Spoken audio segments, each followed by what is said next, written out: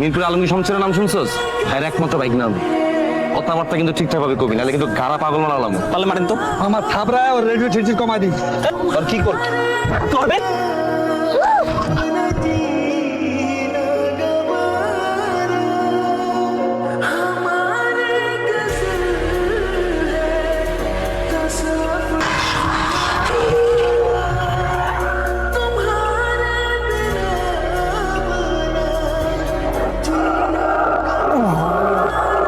ও কি মারামারি করার মতো ছেলে?